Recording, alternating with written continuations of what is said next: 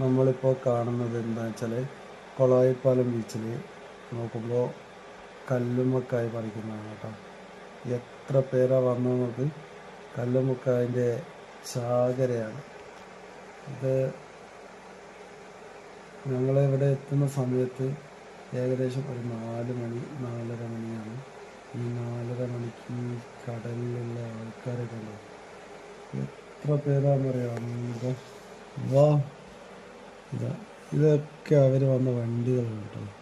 ഇത്രയും വണ്ടികളൊക്കെ നിർത്തിയിട്ടിരിക്കുകയാണ്. ഇവരൊക്കെ ഈ വണ്ടിയിൽ വന്ന ആൾക്കാരൊക്കെ ഉള്ളത് കടലിലാണ് കേട്ടോ. ഒരു ചേട്ടനതാ അവിടുന്ന് പറിക്കുന്നത് കണ്ടിട്ട് അങ്ങനെ ഇറങ്ങി നടക്കുകയാണ്. ഇങ്ങനെയാണ് വീണ്ടും ഞാൻ ആ വീഡിയോ എടുക്കാനായിട്ട് ഇങ്ങനെ പോയി കേട്ടോ. നമ്മളെ കുട്ടി ഇവിടെ കടന്നിട്ട് ഇങ്ങനെ കളിക്കുന്നു. കുട്ടിയും ആരാധ്യയും ചക്കരയൊക്കെ ഉണ്ട് കേട്ടോ. കുറേ ഏട്ടന്മാരും ചേച്ചിമാരും ഒക്കെ ഉണ്ട്. നമുക്ക് കുട്ടി ഇപ്പോൾ വീഴാൻ പോകുന്നു. ഇപ്പോൾ വീണിക്കില്ല കേട്ടോ. കുട്ടീൻ്റെ കയ്യിലൊരു കത്തിയുണ്ട്. കത്തി കൊണ്ടാണ് ഇവരെ പരിപാടികൾ പോകുന്നത്.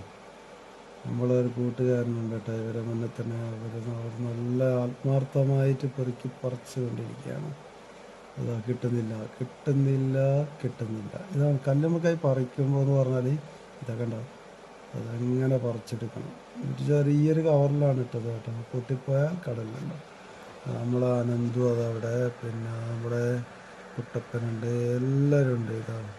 കുട്ടപ്പനും അനന്തവും നമ്മുടെ അടുത്തൊരു കൂട്ടുകാരാണ് നമ്മളെ പ്രവീശേട്ടനൊക്കെ ഉണ്ടാവും.